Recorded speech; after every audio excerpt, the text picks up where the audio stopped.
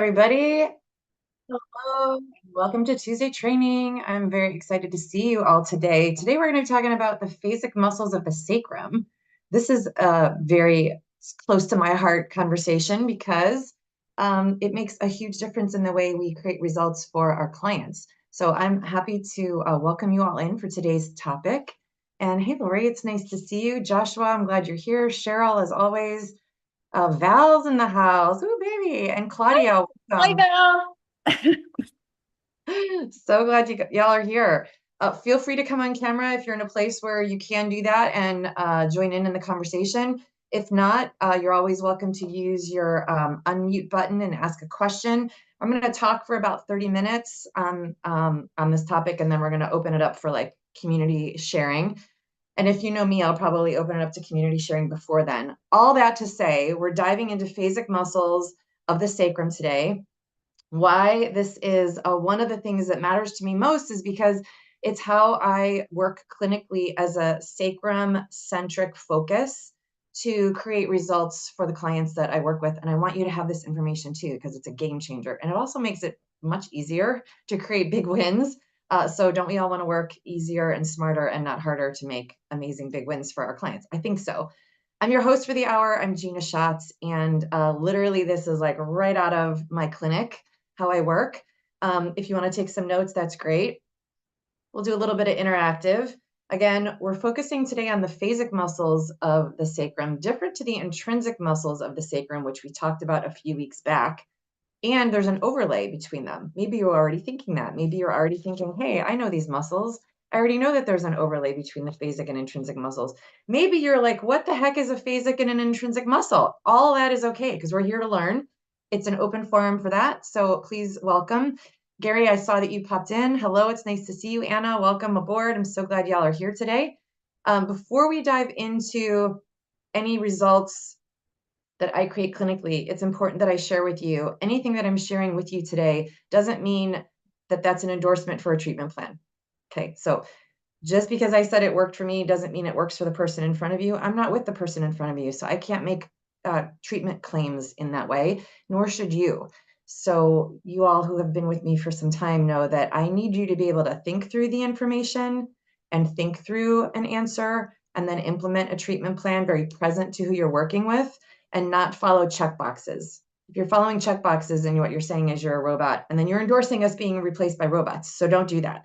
And I just showed Lori a picture yesterday. There is actually a massage therapist robot replacement. I don't know if you've seen this, Gary. It exists and it's being implemented, and the robot knows exactly where to touch and how much pressure to apply.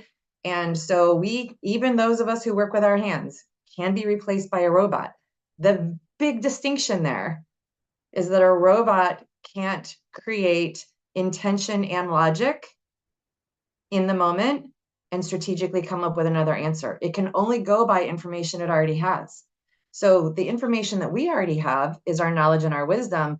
Our ability to think on our feet and intuitively connect with the person in front of us is the other big piece. And that's really where I drive home the distinction between my methodology and the way we move through it and other methodologies that might just be a systematic checklist. So just want to say all of that. You guys get to think your way through the magic today, and I'm so excited to share this topic with you. Let's get into it. Hey, Rhonda, I'm glad that you're here. Let's get into it. So we spoke a few weeks back about the intrinsic muscles of the sacrum, as I mentioned. Today we're on phasic muscles of the sacrum. Who here can give us a very brief distinction between what's a phasic muscle classification versus what's an intrinsic muscle classification? Doesn't need to be specific to the sacrum, but what's the difference between those two groups and classifications of muscles? I think having a running understanding of that out of the gate really helps. It also helps you to be able to think it and speak it than just have me repeat it to you and have you nod. So just notice that. I will, of course, fill in the gaps. I'm giving you a chance to learn here. Anybody want to share the difference between Anna, phasic and intrinsic?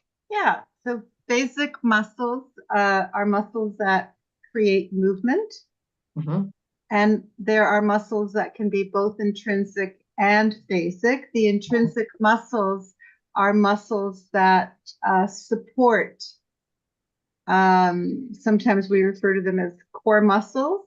They're muscles that support us against gravity. Mm-hmm. Great. Love it. Yep.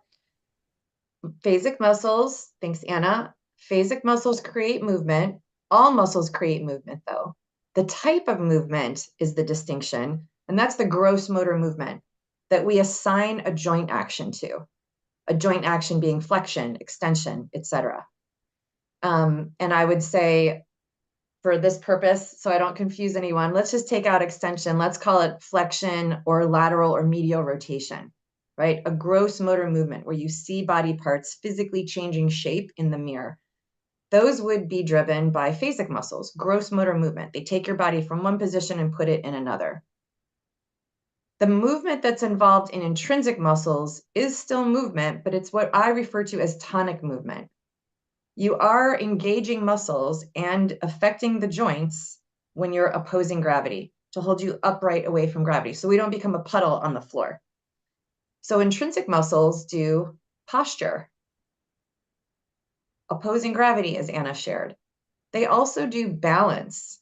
So our body's ability to balance on this earth that we're traversing, right? Like we don't want to topple over. And so our intrinsic muscles are responsible for that job. While we're walking across the earth with our phasic muscles doing the work, we're balanced on the earth so we don't topple over while we walk by the intrinsic muscles doing the work. So they really do work together, but they do very different things.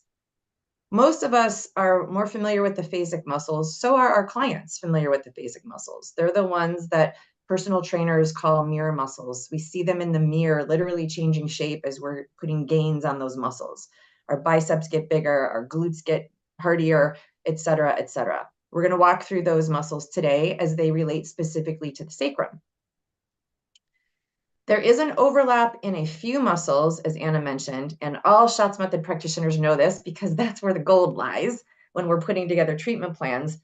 Every few muscles, well, I wouldn't say every few, a few muscles have a dual role of being both phasic, meaning gross motor movement getting you across the floor, and intrinsic, opposing gravity, sometimes simultaneously.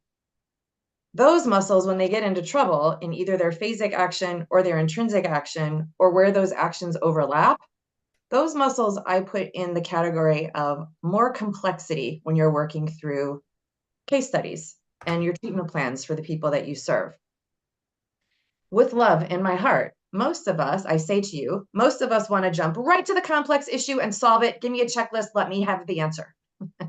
And I beg you to stay with me and go through the process. First, understand phasic, then understand intrinsic, then identify which ones do both, and then you put on your strategic hat, because that's all knowledge so far, knowledge of phasic, knowledge of intrinsic, knowledge of a dual role. Then you put on your strategic hat and be present in the moment and go, what's needed here? That's what the robot can't do. That's where you add value. If you take yourself off of that winning streak, you are saying, I'd rather be a puppet. And I already said that a couple weeks ago, and y'all still came back, which is great. So I know you don't want to be. And when we're learning and trying and wishing we had the answer, but we don't, that can feel uncomfortable. It can be a little bit uncomfortable. Just stay, and nobody's getting maimed here. Just stay in the discomfort a little longer so that you can get through the learning and then be in the zone of confidence. So that's where we're going in all of the trainings, not just for today, but definitely when we start to get into that overlay between a dual muscle of phasic and intrinsic. Okay, a couple more people came in. I just want to make sure you feel that I see you, because I do. Perry came in, Len came in. Hello, Kathy. Glad you are all here. It's great to have you all. Hey, Perry. Okay, so when we are talking about phasic muscles and intrinsic muscles of the sacrum, now that you know the classification distinguishes, I'm making up words, the distinguishing difference, distinctions. Okay, I got there. Thank you, Gary, for the cheering. The distinctions between both phasic and intrinsic. Now that you have clarity on it, even if you just heard it for the first time today, which is fine, hopefully a couple of muscles have come to mind for you on which muscles would you think are phasic and which muscles would you think are intrinsic, anywhere in the body. And then we're going to narrow our focus down to the sacrum, because we're on sacrum at the moment, which is, you know, one of my favorite topics on the planet. And then I'm also going to introduce to you today a muscle or two that does that dual role again. So we're going to go phasic first. We already did intrinsic last time. We'll review it briefly today so that we can get to that overlay between the dual class system, if you will. Okay. The key for the muscles in general in the body is that muscles move bone. Muscles move bone. So we're focused right now on, for this month anyway, we're focused on sacrum, sacrum-centric, sacrum-centric. I'm always focused on sacrum because that I know as the keystone of the body is how I start and end my sessions. All points shine back to the sacrum.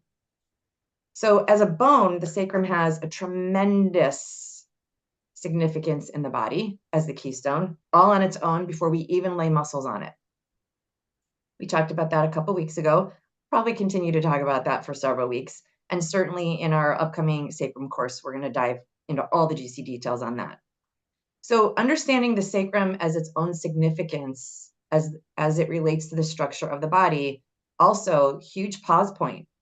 Like, do I know this bone? Do I know what it articulates with? Do I know it's not the tailbone? Remember we had that conversation a couple weeks back in Tuesday training. We were like, wow, it's not the tailbone, but the tailbone has this huge effect on it. Oh my goodness, it creates new awareness for me around the sacrum and what I might be dealing with when someone presents with pain. Well, now we're taking it to the next level, layering and laying muscles on top of it. And, you know, it just came to mind, you guys might have seen me pause. When I was little, I'm going to totally date myself right now, okay? So just hang tight, just hang tight. When I was little, and encyclopedias were books, and there was an A book and a B book all the way down. Thank you for some of you who are nodding. I'm not alone here. Some of you are like, what? Before the cell phone, there were books? What? Okay, so there were encyclopedias, and I was a latchkey kid, so I kept myself busy, and probably no surprise to any of you, I really spent some hearty time on that A book of the encyclopedia because it had anatomy in it. And in the anatomy section, in the A book, in my encyclopedia, there were those vellum sheets of paper, the clear ones. Yes, Rhonda's remembering, Gary, you too. And there was the bones, and then there was the muscles, and then there was, right, and all layered on top of each other. And I am telling you guys, I remember as a kid wishing that I would get through all the books in the encyclopedia because I thought I probably could. And I met someone later in life who did, and I was like, ooh, I really dropped a ball on that one. But I couldn't get away from these vellum papers in the A. I could not stop looking at these anatomy pictures. And this is, you know, obviously way before even middle school. So I wasn't career chosen at the time, although I think the career chose me. My point is, I still have that picture in my mind of this laying over of anatomical parts, probably from those early days with that A book in my encyclopedia. So find a way, if you didn't have that experience with your A book of encyclopedia, find a way to see the layers in your body, as it helps us understand what we're affecting as the person that's in front of us who deserves our service and support is fully clothed, right? Even if it's just clothed with their own skin, but they're all clothed when they work shots method clients are all clothed.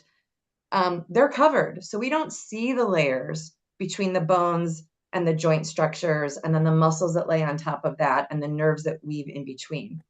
And when we talk here on Tuesdays for Tuesday training, we're taking one of those layers, we're taking one of those vellum sheets out of the encyclopedia, and we're looking at only that sheet. And I want us to also be able to put it in relationship to the other structures, because it will help you understand what's going on as your person is fully clothed in front of you and you're supporting their musculoskeletal discomfort or dysfunction. Okay. So I don't know if they still make those encyclopedias, but I mean, of all the things that are in antique shops, I don't know why those aren't one of them, because I would totally buy that A book and still have only that A book for my encyclopedia that I had as a kid. So as we're thinking through bones, the sacrum specifically, muscles, and the muscles that support or functionally affect the sacrum, there's a layering effect that goes on. As I already mentioned today, that bone on its own and its relationship to the other bones is one layer. It's the lower layer. And then we start putting soft tissue on top of it.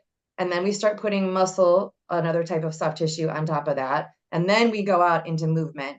And then we have pain, literally in that order. So it's helpful to remember that when someone presents with pain, we're like, okay, wait, where am I starting here? Start at the genesis, go all the way back down those vellum papers and find out where you're actually starting and what's really going on there. It's rarely that I lift my arm and it hurts, so lifting my arm is the problem. It's somewhere in those layers, in those vellum sheets, that will be the answer for you. One of those layers is what we're talking about today, the phasic muscles, and also where the phasic and intrinsic muscles collide in their responsibility and their effect on the body. Okay, so bones are connected through which soft tissue? Notice what I'm doing. I'm taking you back to what you know. Always recommend you do that. Go back to what you know so you don't feel like your hair just got blown off.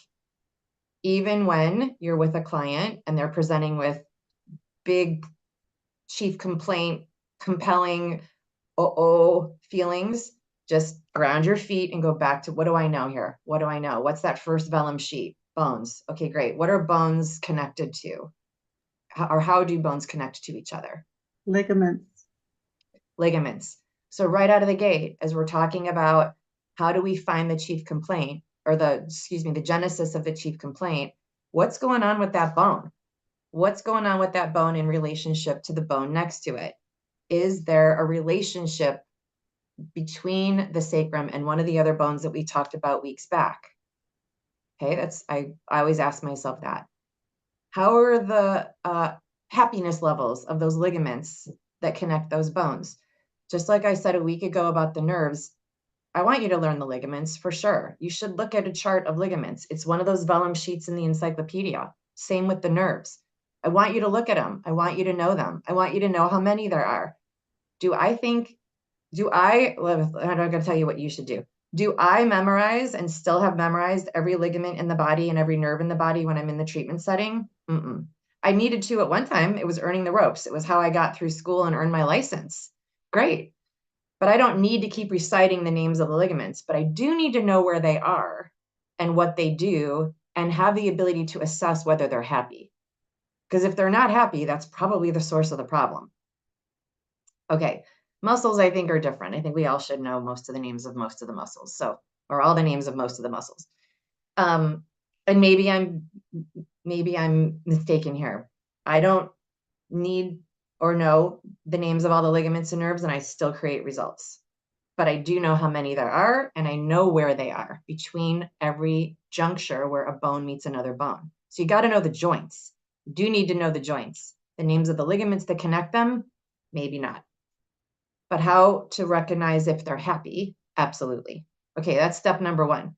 Now, if there's a relationship, this is why I'm bringing this up. If there is a relationship discrepancy between bone A and bone B, let's call it sacrum and another bone that it articulates with. If there's a relationship discrepancy, meaning a misalignment between those two bones, every soft tissue that connects to those two bones, that layers on those vellum sheets, will also not be able to function well. And every one of them will give a little shout out. Yo, hey, there's a problem here. Any one of them can contribute to the chief complaint or the symptom. If we go back to the first layer, though, of those vellum sheets and recognize whether or not the bones articulating to each other are happy, then all the other soft tissue will stop waving a white flag and calling out for help. So you got to go there first. Sometimes we also forget that and we go right to the muscle. Well, the muscle's the problem. The muscle's the problem. I get it. And it's compelling because muscles move bone. Once the bones are aligned and connected with ligaments, the muscles are what move those joints. It's compelling to just go right to the muscle and say it's the muscle's fault. Most of the time it is, but not every time. And when that happens, the question then, here's your strategic thinking in the clinical space. Why is that muscle unhappy? Not just that you identified which one is, but why is he unhappy? Is that muscle unhappy because the bones that it connects to aren't aligned for him to do his job? Or is that muscle unhappy because of some other functional pattern that got him off track? which may then circle back and create a misalignment in the bones. There's a catch-22 there for sure. We don't have enough time in today's hour to go through all the parameters of that catch-22. It's literally the shots method. It's literally what we work on for a year. Well, is it the chicken or is it the egg, or is it the chicken or is it the egg? You got to know all the parts at play to even have that, to even have the answer to that question. But could you repeat that? That is it either the bones are not aligned, or, and what's the or? What part did you hear, Gary? The bones may not be aligned, and then you said or something else, and it's the or something else I didn't grab.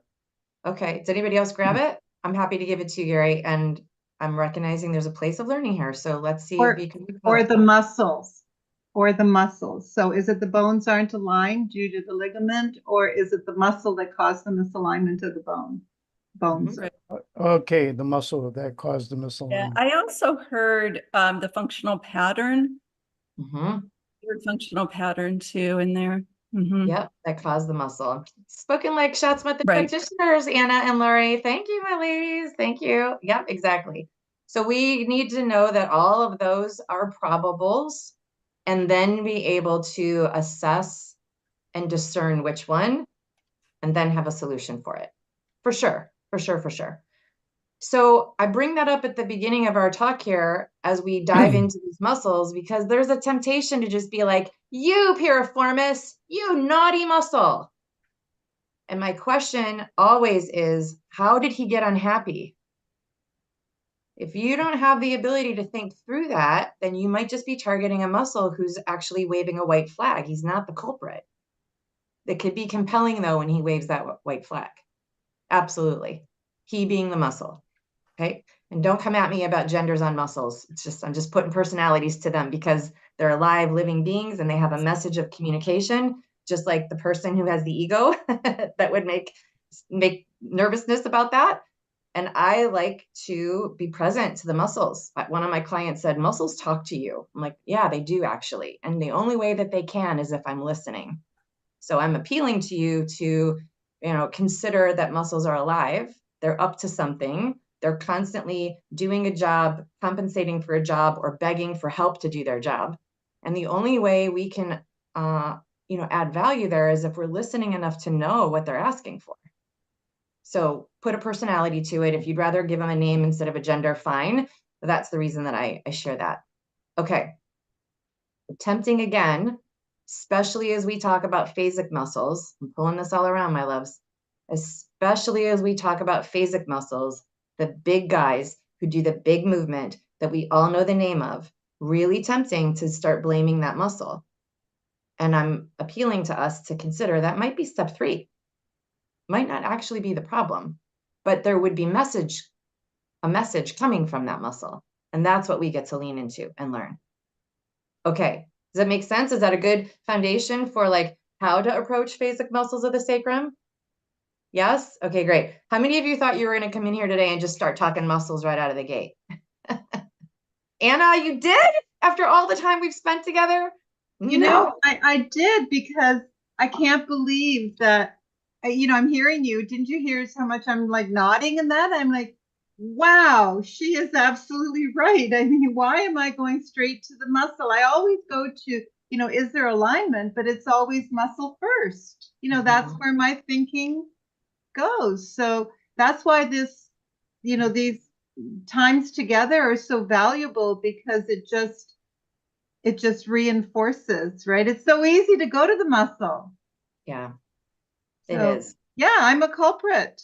It's okay. Yeah. It's okay. I think it's natural. Thanks for being honest about that, Anna, because I think it's natural for us to all find a comfort zone of our old thinking, whether it's about anatomy or anything else. I'm definitely facing that in my own life at the moment as well. The old way of thinking is just an old way of thinking. It doesn't mean it's going to get you what you want. So it's habitual to go to a muscle for sure. They generate a lot of response in the body. They're change agents. They have lots of blood flow in them. It's easy to affect them. If you're a manual practitioner, that's what you've been touching the whole time, unless you explored other tissues. If you're a movement practitioner, that's definitely the muscles that are doing the movement, because you're doing gross motor movement more than anything else, unless you expand it into balance actions and other things. Totally normal for us to go to muscles first, especially the phasic ones. And I know that, which is why I brought us a foundational framework to apply now and just be practiced at, as we're also considering the phasic muscles. That's part of high-level training, guys. Instead of just going into rote automatic thinking, you're actually aware of your thinking and training yourself to think higher level inside a framework that is a higher level than what you already knew before you got here. That's great. We're all on that train together in all things, not just anatomy, but definitely in this particular topic for sure. So great. I'm glad that the light bulbs went off. Okay. So when we think about the sacrum, Murph lost a hand this week, but he's still here. I know. He's now a handless guy. Perfect timing for Halloween. But anyway, so as we think about the sacrum, what, and Rhonda, your sacrum looks great, by the way. Thank you for that. What basic muscles, which phasic muscles come to mind when you think about the sacrum? Do any phasic muscles yet come to mind? Again, we're talking about the larger joint action specific gross motor movement muscles. Which phasic muscles come to mind, if any? And it's okay if they don't. You guys don't get to be in self beat up. We're all here to learn. But if there is a phasic muscle or two or a couple that come to mind relative to the sacrum, specifically that attach at the sacrum, which ones come to mind for you? Any? Okay, I'm going to jump in because you know my favorite, right? I know what you're going to say, Anna. Sorry, you say it for me. It's Glute Max. That's Anna's baby. Glute Max. Although I've changed, Lori, I want you to know I've changed. I'm now all about glute med because that's like both basic and intrinsic. So I'm all about glute med. But okay, for the purpose of this conversation, Glute Max, piriformis. I'll let you carry the rest. Perfect. Anna, I just love, first of all, I just love that you graduated from Glute Max. He's still your baby. And now you're onto a dual role muscle. I mean, talk about rising up the sophistication chain. Okay. I see you, Anna. Nicely done. Okay. So we have Glute Max. Yep. What other phasic muscles attach? Piriformis. Yep. So the deep six. Great. Do you guys all know Glute Max and piriformis? Or Glute Max and deep six? What joint actions do they do? What joint actions does Glute Max do? Extension. Of? The hip extension. Hip extension. Hip extension, yeah. Really there important. You go, Cheryl. You take it from here on in. And deep six does lateral hip rotation. Lateral hip rotation, exactly. Really important to name the joint that's doing the action, because there's more than one place in the body where rotation exists, more than one place in the body where extension exists.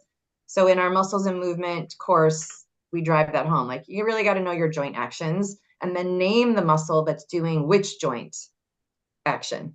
Yeah, well done, you guys. So we have hip extension, which is when the femur moves posterior of the axis. And we have lateral rotation when the femur rotates in the acetabulum, the ball and socket articulating to create lateral rotation. First position of ballet for those of you who are dance and movement people. Okay, where on the sacrum does the glute max attach? Where on the sacrum? The back side of the sacrum. The back, like here? And the top of the ilium. Here? Yes. Okay, anybody else? That's the origin, right? Almost. The origin of glute max is at the sacrum. The insertion is somewhere else away from the sacrum. Right. But the origin, we really want to know where the origin is because it tells us about its relationship and effect on the sacrum. Relationship to an effect on the sacrum. Where do we know glute max? Go on, Anna. Come off mute. Tell us. Anna? Yeah, it's under. Glute Max? Yeah, isn't it Under. Isn't it just tucked under the sacrum? No, you're thinking piriformis. Oh, okay. Yeah, See, glute Cheryl, max. this is why I wanted you to take it, because it's more fresh in your mind. Yeah, in muscles and movement. Okay. Running through muscles and movement right now as we speak. It's a deep dive. So it's okay. Like, don't freak out or anything like that. But when you think about glute max, the lateral border of the sacrum, right? So like this edge, if you will. And yes, it does have a relationship to the other bones in the pelvis as well, but it's not on the anterior surface of the sacrum. That would be piriformis. It's posterior. more, pardon me? Posterior surface. Yeah, posterior side. And this matters as we start thinking lever system. What's on the back? What's on the front? What's on the side? What's on the other side? It matters because the body's designed for balance, so we don't topple over. Hopefully what clicked was like, oh, there must be some intrinsic involvement there. There's the balance of the lever system and how the joint moves in both directions. And there's also the balance on the axis so that we don't topple over as we move through the earth. Both are important here. It all gets very hub of the wheel-ish when we start talking sacrum, again, because it's the keystone of the body. So we have glute max on the posterior and lateral side of the sacrum. We have deep six on the anterior side, especially piriformis, the anterior side of the sacrum, meaning the front, this side, right? And piriformis goes in this direction because his relationship to the top of the femur, this is the acetabulum, the top of the femur, his relationship moves this joint. All muscles traverse across the joint that they move. It's one of the ways you can tell what joint action they do is by seeing where they are in their origins and insertions. If you're not clear in memorizing origins and insertions, the same way I've already proclaimed about naming all of the ligaments and all of the nerves in the body, I don't think you need to know the exact bony landmark name of every single muscle's insertion at this stage of the game, provided, just like with nerves and ligaments, that you at one time did go through them and learn them. Like you need to know that all of these ridges, all of these, they look like they should be filed down ridges, are designed majestically for a purpose. When you get your head around that, you stop being in your head about how smart or not smart you are, and you start getting into the magic of the work that you're doing. Because none of this is by accident. That's what came for me when I was recognizing all of these little nuances on these bones, and their significance was substantial to movement because muscles attached there. I was like, okay, a genius designed this. What foresight. Oh my God, pun intended. So whatever your belief systems are, we need to not be so driven by our ego and what we know, and also awed by the magic that's in front of us that we have the privilege of working with. And that will also take some of the pressure off too, in what you're remembering or what you're not remembering. Oh, I should know the name of it. Just stay in the game. You got this. Gina, could I ask a clarification question? I realize that, I have to figure out a way to get more straight on this. So when you're looking at the sacrum from behind, like I'm standing behind you and looking at the sacrum. So is the posterior, it's the posterior versus anterior. If I'm looking at it from behind, is that considered the posterior and the anterior would be from the pubic side or? Yep. Okay, so it's like looking at it from the front then. Yeah, and it doesn't matter where you are relative to the sacrum. The anterior side of the sacrum is always the anterior side of the owner of the sacrum, always has the same anterior, regardless of where you are around. Where you're situated. Okay, thank you. I'm blanking out. That's all right. That's good. Good for Okay. clarity. Yep. Posterior side, anterior side in here, anterior side. Easier to see from the back as I put my finger on the anterior side of the sacrum. So you can't see my fingertip. Posterior side, anterior side. There's muscles on both sides and on either right and left side and top and bottom. Oh, hey, okay, there's a party going on back there because it's the hub of the wheel. It's the keystone. Okay, so amazing job. Glute Max does extension of the hip, attaches on the lateral aspect of the sacrum. You should look and find out where exactly and find a skeleton and point to the bony landmarks and really familiarize yourself with that. It's a worthwhile journey of awesomeness, pun intended.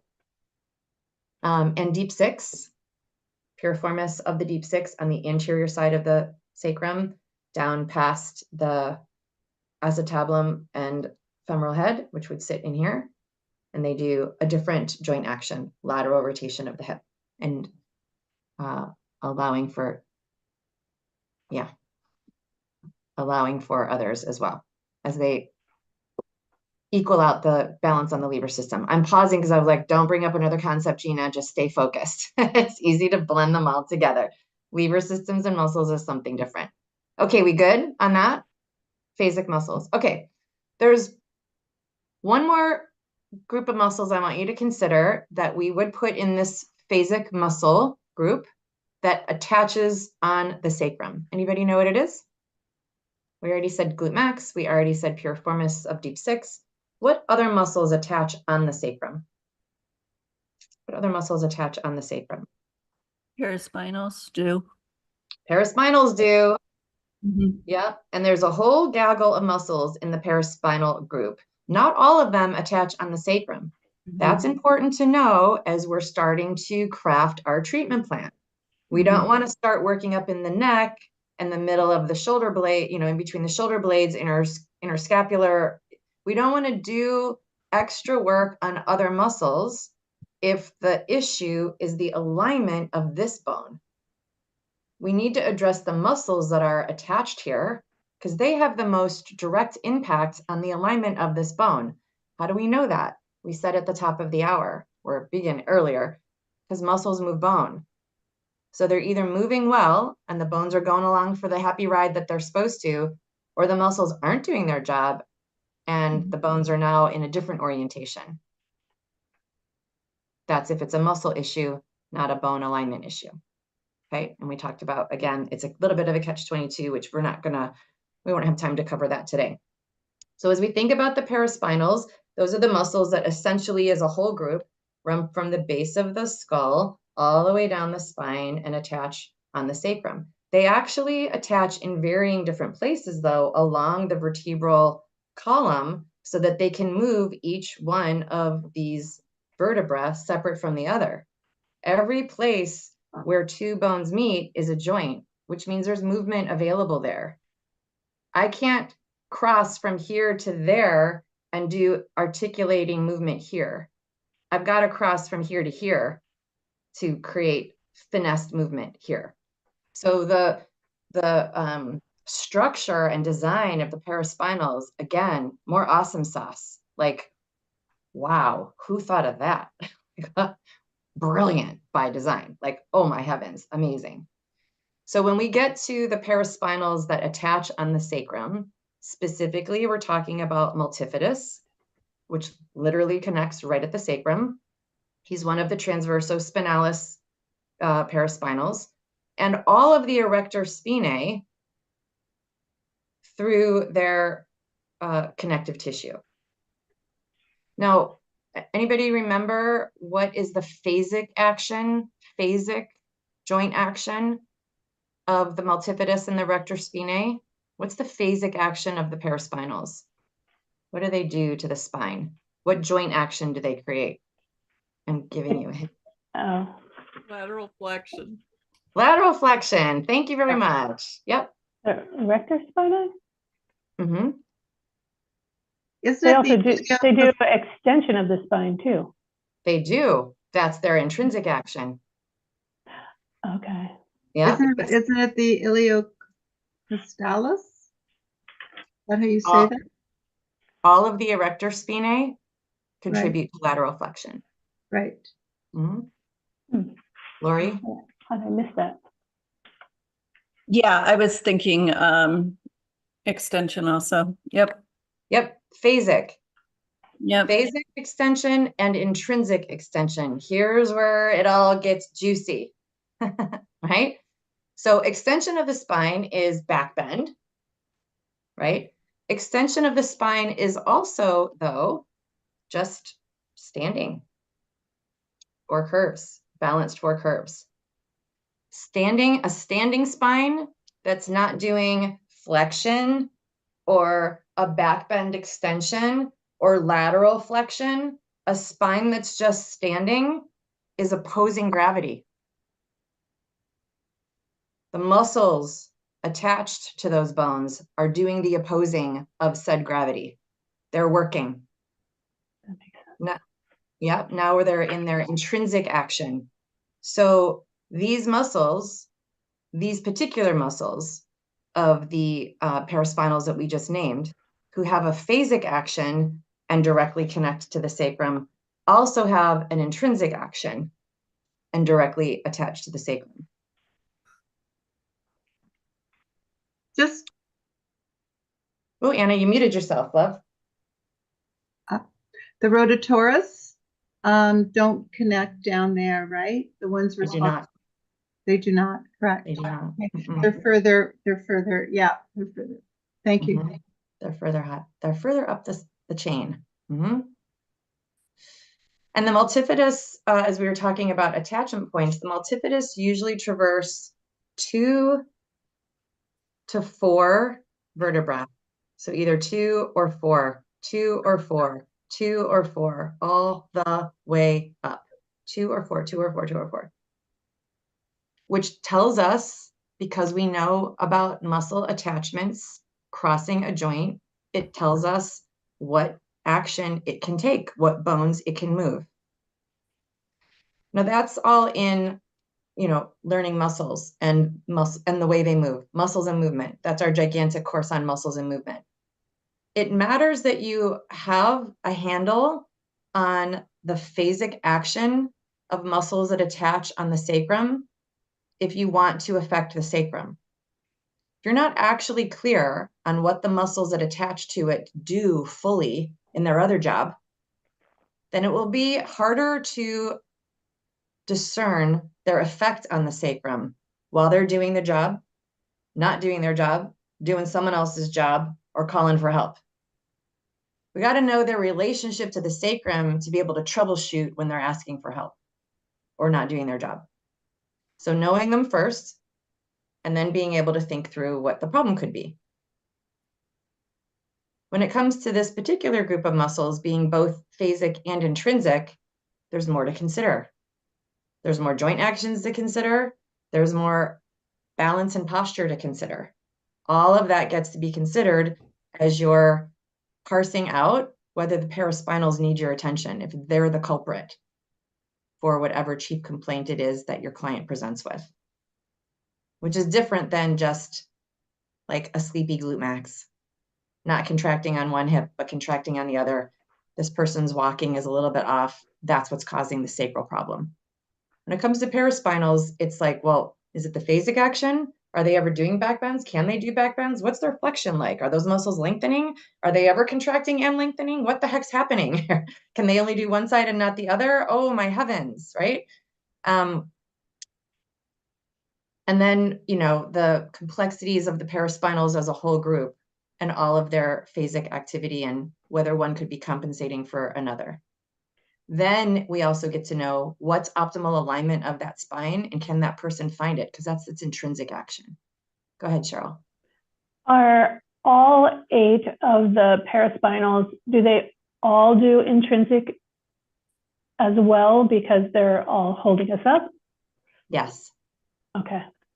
Any spine muscle or any muscle in the body that helps us oppose gravity, or that when we target it, you see the body get taller or away from gravity, that's the indicator. Okay. To let you know that that's what it's doing. So the muscles in the spine are all designed for uprightness. Okay. And also the alignment of the spine.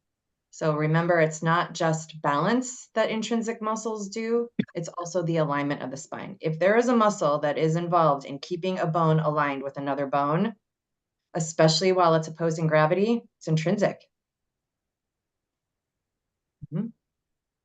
Okay. So see how it gets a little more exciting as we start layering this dual role-ness of these muscles. Phasics feels easy. Again, it's why we go there first. Glute Max, I'm on it, right? Of course, just like me, it's easy. He's big, he's superficial. I can see him if he's moving. I can touch him if he's not. I can engage him and, you know, come up with all kinds of things. The intricacies of alignment and in a posture perspective, not alignment like high velocity, high impact chiropractic joint thrusting. That's not the alignment I'm talking about. I'm talking a balanced structure alignment where we don't need to force the joints to do anything because they're not locked. We just need the muscles to do their job to stack the bones in relationship to each other the way they're designed. That's in our wheelhouse, guys. The structural balancing, which I know is a, you know, it's like a fascial term that Rolfers use, and that group has that word, and that's fine.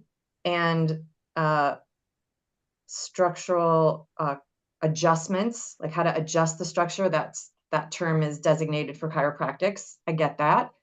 We still have a role though, and I feel like we need a name of it too, and we're not quite there yet. And without that name, without that identifier, we can sometimes forget that's in our wheelhouse.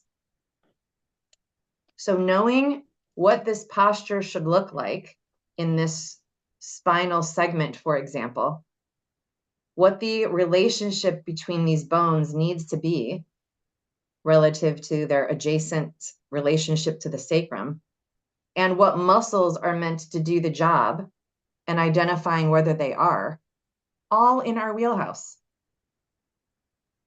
If we don't have that established, then there will be problems with the sacrum because they attach on it. So if their attachment point is being challenged because their job is askew, we'll have problems with where it attaches. And we can't have problems here at the sacrum because this is the hub of the wheel. This is the keystone. We need to make sure that everything that affects and impacts the sacrum is A-okay, happy, and present to the job that they're here to do. Or we'll have problems, which goes back to, I've said it in simpler terms in other times, like every week. When we move the way we're designed and we're aligned in that movement, there's no pain. It's like pretty simple. Gary? You haven't mentioned tendons in any of this conversation. So I'm just wondering where, if they do fit in, where do they fit in? Good question. So tell me what you know, Gary, for tendons. What are they? What's their role in life? Yeah, I'm not clear now because I mixed the tendons up with ligaments. Oh, good. Okay. I mean, not good, but thanks for letting us know. It's perfect. So let's create clarity there. So anybody remember the role of tendons in life? Rhonda? Tendons attach muscle to bone. Ligaments attach bone to bone. Good. Awesome. The way I remembered that, Gary, that might help you as well, is that tendons can be tender and a muscle has tenderness in it, but a bone wouldn't if it's healthy. And even in a healthy muscle, it can have tenderness in it. So that helped me remember back in school, it was tendons that connect muscle to bone. It's ligaments that connect bone to bone.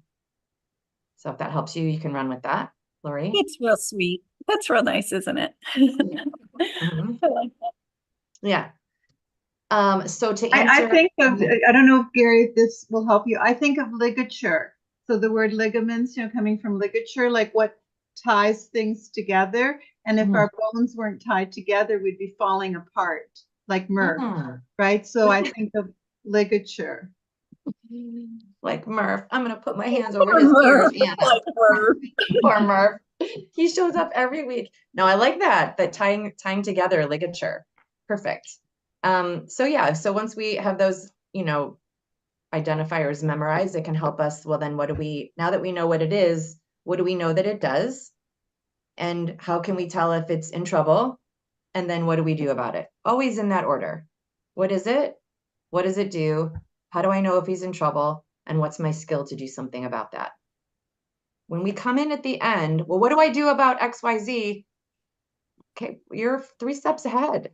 Like, just take the steps, be uncomfortable for a minute and get yourself there, because then you'll have the answer. You'll have the answer. So to take that a step further, Gary, on the tendon conversation, I didn't mention tendons today specifically. Sort of implied when we address the muscles, because where we're talking about attachment points, those attachment points of muscles are tendons.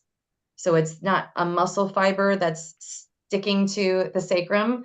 It's the muscle fiber that has a tendon on the end of it that sticks to the sacrum, just for, easy terms there. And the only time that, the time when I'm definitely present to the happiness factor of a tendon is when I'm dealing with Golgi tendon organs. So those are, an anatomical part inside a tendon that have a physiological response to torque and force. And how would I know if I need to go there? It's in the intake of the body that I'm working on. So if that body has been through something where there was force or torque or something high velocity, there is a chance that the Golgi tendon organ was like, whoa, hey, pause. And then the tendon's involved, which prevents the muscle from doing its job. So I always keep it in the back of my head, like, do I need to do anything with the tendon here? And that would come up in the subjective part of the intake. So we're talking about sprains and strains and that sort of thing then. Sprains and strains, slipping down a flight of stairs and grabbing real quick, slipping on black ice and bracing, hitting something smack on, high impact, high velocity. I know that sounds like chiropractic, but force and torque, it can also be something as subtle as an aggressive yoga assist or too much weight on the weight bench. That's force, that's torque. If you're forcing the body to move in a direction that the body's wisdom says that's too much for the moment, the Golgi tendon organs are there to, jump in for support. And isn't that just awesome that I didn't have to order those on the menu and I came with them, and they don't have to work all the time, but they're always there to aid me in any issue that I might create for myself? I mean, that's pretty awesome. That's pretty awesome. Okay, so loving the questions. We have just a couple minutes left. I have a question. Joshua, Hey. we hear his voice. Woohoo! How you doing, my friend? Hi. Well, just interesting, the Golgi tendon organ. Is that like that's like the backup brakes on an elevator, huh? I don't know what backup brakes are, but Well, there's I'm like there's emergency brakes on an elevator, they'll like they'll stop it. That's good. Yeah. So do you feel like that's a good analogy?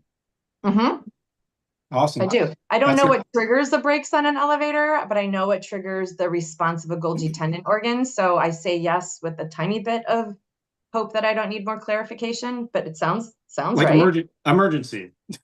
Yes. Yeah, 100%. Like, would you almost say that, I know that's probably a combination of adrenaline too, but like when the kid lifts the car, it's off the dad, like when people are able to just manifest freak strength in an emergency situation, do you think they're tapping into that?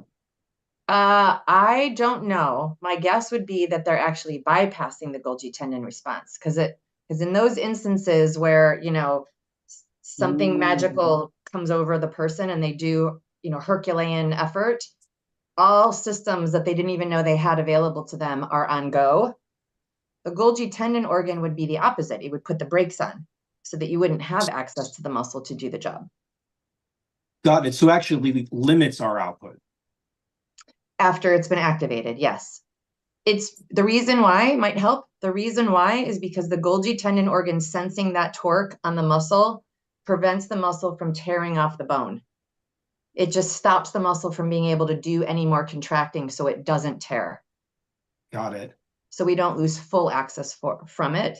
we lose temporary full capacity of it when the light switch of the Golgi tendon organ flips on. Okay. Thank you. You're welcome.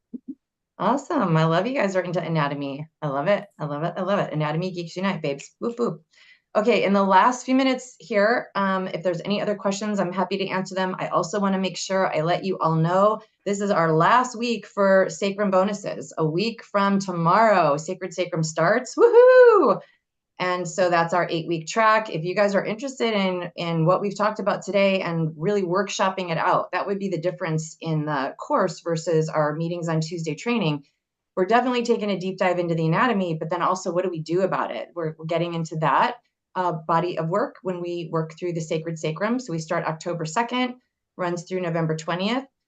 If you are already signed up, which I know several of you are, and I'm so excited, a reminder that we have, thank you, Lori, a reminder that we have our interactive study hall. I've renamed it Interactive Study Hall with me tomorrow. So if you are already registered for Sacred Sacrum, please join us tomorrow for that interactive study hall. The last one we had, I thought was fire. I was like, I wish I had recorded that one. It was so good. And this week's final round of bonuses is the advocacy-led study group that's also running concurrently throughout the 8-week track. And our advocates are hosting you for an hour each week on Fridays. They are highly knowledgeable about the sacrum. They're SHOTS method practitioners. They're registered as sacrum-centric focused practitioners. They've been in clinical experience working with the sacrum. They know all the muscles that are attached to it. They're going to run you through a study group each week as you're also being fed from the fire hose. It won't be that hard. So that you can have an extra, 8 hours of training in addition to our 16 hours of Sacred Sacrum training. So it's really a highly involved, high value hour. I hope that you'll participate in that. Rhonda? So I have a weekly client at that time. Will it be recorded? I don't know if the advocates are going to record the study group or not. Is there any week that you could make it over the 8 weeks? Yeah. It's also the same time as the study group, the study group for Pod 5. I think that Cheryl is being converted. I think that will become your study group for Pod 5. Oh, cool.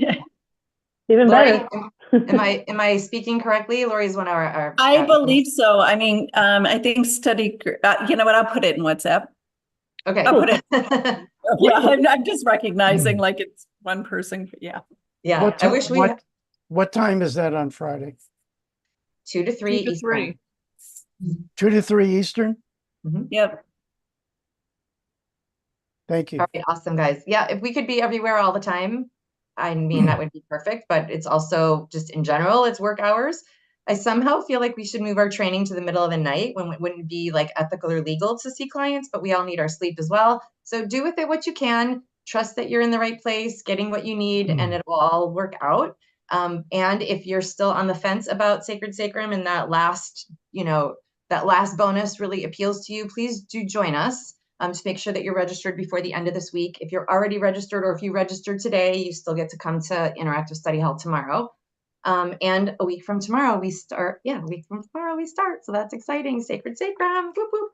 Okay, my friends, it's been such a delight to share the hour with you. Did you get some value here today that can support you in the work that you do? Yes? Okay, good. That matters to me. If you are watching on the replay or if you're here live and you want to go over to YouTube, just click like. And maybe a takeaway on what your greatest aha was during the training. Hey, Val, like a cameo at the end here.